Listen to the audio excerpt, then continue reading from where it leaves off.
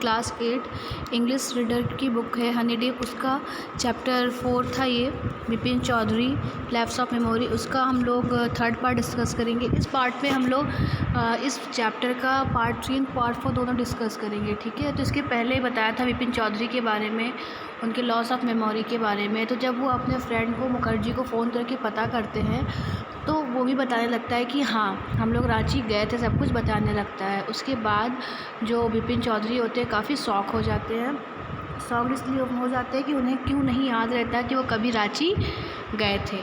After lunch time lunch के बाद जो विपिन बाबू होते हैं वो वहाँ पे ज़्यादा देर तक डेस्क पे बैठ नहीं पाते हैं, नहीं काम कर पाते हैं, और वो ये सोचते हैं कि 25 ईयर्स से वो इस फील्ड में काम कर रहे हैं, यहाँ पे काम कर रहे हैं, इतनी रेपुटेशन है उनकी, और ऐसा ही 25 सालों में उनके साथ कभी नहीं हुआ था, ठीक है।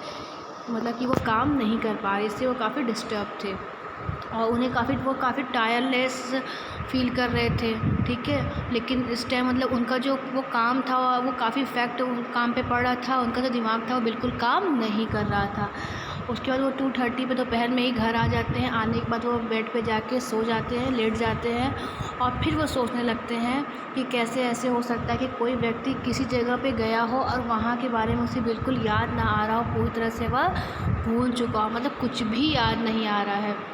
वो फिर ये बोलते हैं कि हाँ वो सच में रांची तो जाना चाहते थे, ठीक है, लेकिन उन्हें कुछ भी याद क्यों नहीं आ रहा है कि वो रांची कब गए थे। तो यहाँ पे कुछ वर्ड्स मीनिंग है, देख लेते हैं।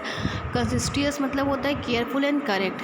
Head was in a world मतलब होता है confused and unable to think clearly, मतलब कोई भी चीज़ इतना कन्फ्यूज होना कि क्लियरली उसके बारे में सोच ना पाना। और गैदर हिज विट्स टुगेदर का मतलब होता है make an effort to become calm and think clearly, मतलब कि कुछ ऐसे एफर्ट करना है जैसे कोई भी व्यक्ति शांत और अच्छा महसूस कर सके, ठीक है।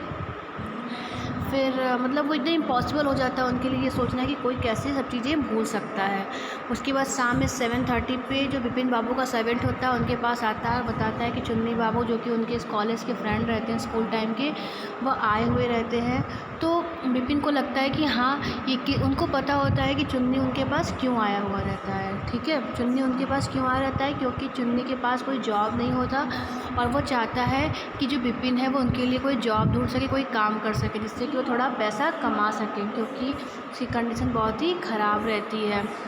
और फिर उसके बाद वो विपिन बाबू अपने मतलब सर्वेंट से बोल देते हैं कि वो उससे मिलना नहीं चाहते, नहीं मिले, क्योंकि उनका मूड बहुत ख़राब होता है, ठीक है। और but as soon as the servant stepped out of the room it stuck, जैसे ही जो सर्वेंट रहता है वह रूम से बाहर जाता है, निकलता है, वैसे ही विपिन बाबू के माइंड में आता है कि चुन्नी को रांची के स्ट्रिप के बारे ज़रूर पता होगा।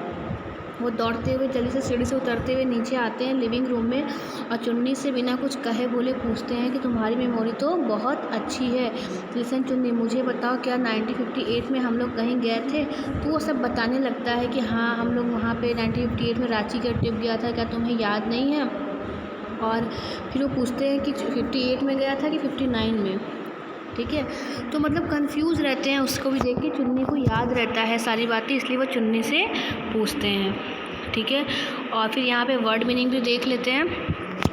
हैविंग अ रफ टाइम तो होता है having a lot of problems, मतलब कि बहुत सारा बुरा समय, मतलब पूरा समय चलने को बोलते हैं।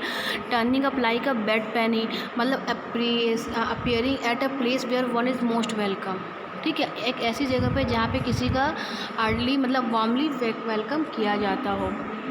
Did not beat about the bush, मतलब कि come straight to the point, मतलब कि जब हम किसी से कोई बात करते हैं, जब वो व्यक्ति बिना इधर उधर की बातें कि सीधे स्ट्रेट पॉइंट पे आता है तब। और off and on, now and then, off मतलब अब और तब।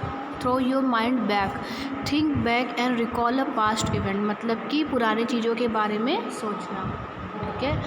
फिर देखिए यहाँ पे ये बहुत अच्छी स्टोरी है। अभी आप जब इसको कंप्लीट करेंगे तो आपको समझ में आएगा कि हाँ देखिए अंत में स्टोरी क्या थी, ठीक है। और वो बोलते हैं कि हाँ you are sure that I did go, मतलब वो पूछते हैं विपिन कि क्या तुम श्योर हो चुन्नी कि मैं रांची गया था?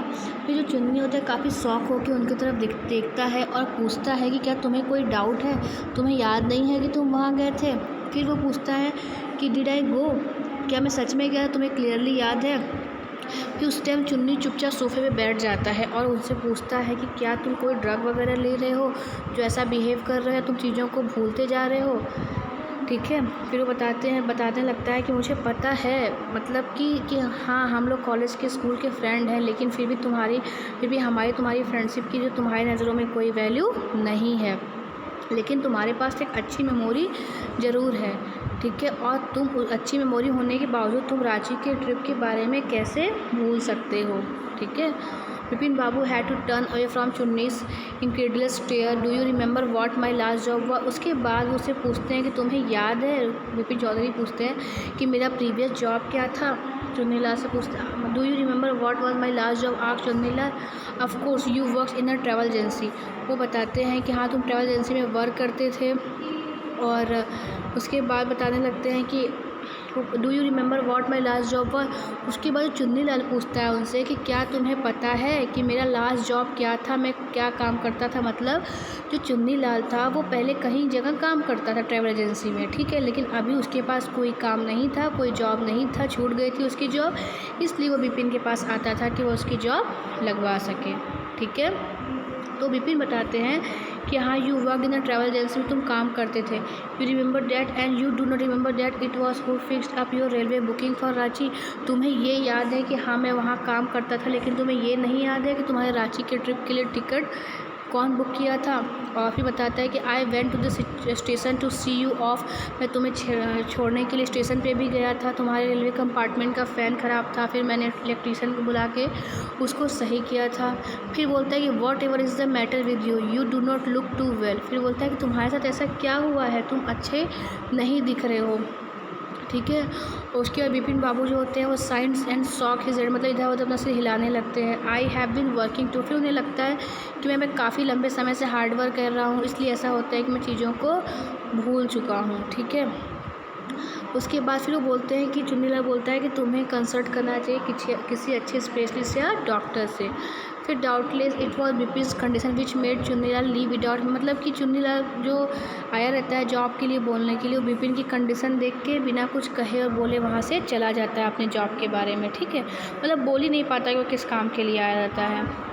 उसके बाद परेश चंद एक यंग फिजिशियन होते हैं जिनकी बड़ी बड़ी दो मतलब ब्राइट आइज़ होती है, साफ नोज़ होता है। वह बिकेम थॉटफुल, वह मतलब काफ़ी सोच में पड़ जाते हैं जब वो विपिन बाबू के सिम्टम्स के बारे में सोचते हैं। और उसके बाद जो विपिन बाबू होते हैं कहते हैं कि लोग डॉक्टर चंदा, और मतलब सारी कंडीशन अपने बताते हैं और कहते हैं कि मेरी इस हॉरिबल बीमारी को जल्दी से जल्दी सही कर दो, ठीक है। और मैं तुम्हें बता नहीं सकता कि किस तरह से यह मेरे काम को इफ़ेक्ट डाल रहा है, ठीक है।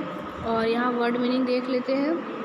मस्ट सी अबाउट कंसल्टिंग, मतलब मे हैव टू कंसल्ट, किसी से कंसल्ट करना चाहिए, किसी डॉक्टर से, ठीक है। उसके बाद देखिए यहाँ पे है और थोड़ा सा कि डॉक्टर जो चंदा होते हैं वो अपना हेड शॉक से हिलाते हैं और बोलते you know what mister Chaudhary he said. वो बताते हैं कि मैं कभी भी ऐसे केस से को डील नहीं किया हूँ, फ्रैंकली बता देता हूँ कि ऐसा कोई मुझे एक्सपीरियंस नहीं है, लेकिन मेरे पास आपके लिए एक सजेशन है जो आप कर सकते हैं। वो जानना चाहते हैं एक्चुअली, मतलब उत्सुकता से जानना चाहते हैं। वो बताते हैं कि आप एक बार फिर से रांची चले जाइए, वहाँ पे घूमिए फिरिए, हो सकता हो कि वहाँ जाने के बाद आपको फिर से वहाँ की चीज़ों के बारे में याद आ जाए, ठीक है। मतलब चीज़ों को, जगह को देखने के बाद हो सकता हो कि आपको फिर से सब चीज़ याद आ जाए।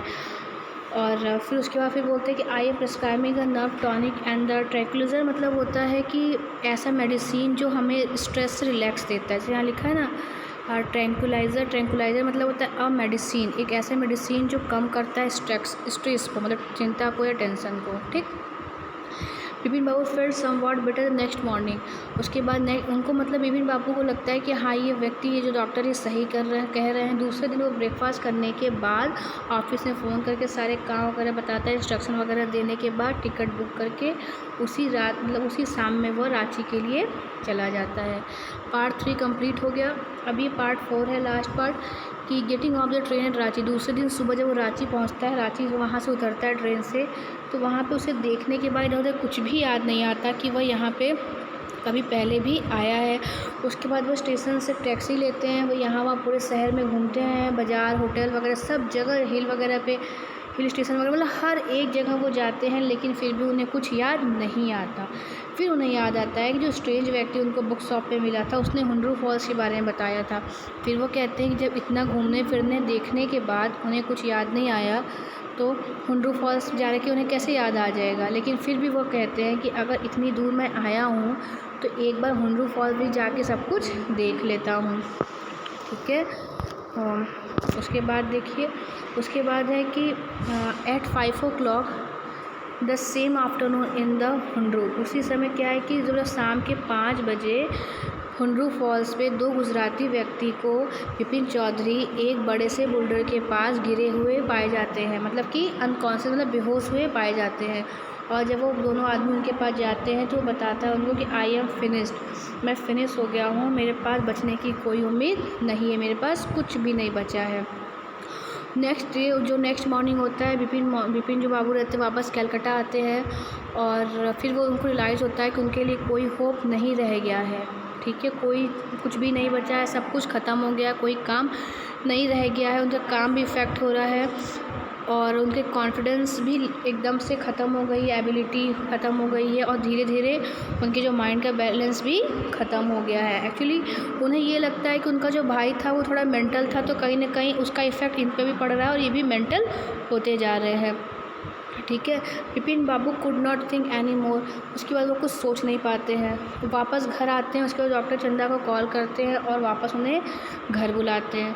इसके बाद वह शावर, मतलब नहाते हैं, बेड पे जाते हैं और आइस बैग, मतलब होता है बर्फ़ की जो थैली होती है, अपने सिर पे रखते हैं ताकि उन्हें थोड़ा स्ट्रेस से रिलैक्स मिल सके। Just then the servant bought him a letter, उसके बाद एक उनका जो सर्वेंट होता है उनके पास एक लेटर लेके आता है। वो बताता है कि लेटर बॉक्स में किसी ने लेटर डाल के रख गया है। अब ग्रीनिश है, मतलब जो एनवेलप होता है लेटर का वो ग्रीन कलर का होता है और रेड इंक से उस पर लिखा हुआ होता है। ठीक है, तो अब देखिए हम लोग देखेंगे कि उस लेटर में क्या लिखा हुआ होता है। उसमें लिखा हुआ होता है कि dear Vipin, I had no idea that affluence would bring about the kind of change in you that it was done. मतलब कहता है कि तुम्हारे पास इतना पैसा आ गया है और इतना पैसा होने के बाद भी तुम्हारा दिमाग कितना चेंज हो गया है, तुम पहले जैसे नहीं रहे हो। ठीक है, was it's so difficult for you, क्या तुम्हारे लिए इतना डिफ़िकल्ट था कि अपने एक पुराने से फ्रेंड के लिए नौकरी ढूंढने के लिए, मेरे पास कोई पैसे नहीं, इसलिए मेरे रिसोर्सेज भी लिमिटेड हैं। ठीक है, लेकिन मैं ऐसा सोचता हूँ, मेरी इसी इमेजिनेशन है कि तुम मेरे लिए बहुत कुछ कर सकते थे। ठीक है, और फिर भी मैं तुम्हारे बिहेवियर से बहुत ही ज़्यादा शॉक हूँ, मतलब जब मैं तुम्हारे घर आया था तुम्हारी बातों को सुन के मैं बहुत ज़्यादा शॉक था। Well you will be all right again now, फिर वो बताता है कि तुम बहुत ही जल्दी ठीक हो जाओगे। ठीक है, मतलब ये लेटर पढ़ने के बाद तुम ठीक हो जाओगे। मैंने एक नावल लिखा है, चुन्नी लाल उसको लेटर लिखा होता है, तो बताता है कि मैंने एक नावल लिखा है, जल्दी वो पब्लिश होने वाली है और अगर वो पब्लिश जल्दी हो गई तो कुछ ही महीनों में मेरे पास सब कुछ हो जाएगा।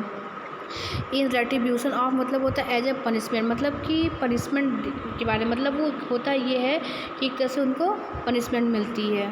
और लेटर के लास्ट में लिखा होता है योर चुन्नी लाल। ठीक है, अब देखिए इसको मैं कंप्लीट करके फिर एक बात बताती हूँ कि व्हेन डॉक्टर चंदा केम विपिन बाबू सेड आई एम फाइन। जब वो डॉक्टर आते हैं तो विपिन बाबू बोलते हैं कि मैं एकदम फ़ाइन हूँ, मैं एकदम सही हूँ और इस रांची से आने के बाद मैं एकदम सही हूँ और मैंने तुम्हें यहाँ पे सिर्फ इसलिए बुलाया है क्योंकि मैं वहाँ रांची में गिर गया था और मेरे हिप में चोट लग गई थी, वहाँ पेन है, पर इसलिए मैंने तुम्हें यहाँ पे बुलाया है। अब देखिए इस स्टोरी को जो लिखे हैं वो हैं सत्यजीत राय। तो देखिए अब हुआ ये कि जो लेटर चुन्नीलाल लिखे थे, एक्चुअली सच बात ये थी कि डॉक्टर जो ये विपिन चौधरी थे ये कभी रांची गए ही नहीं थे।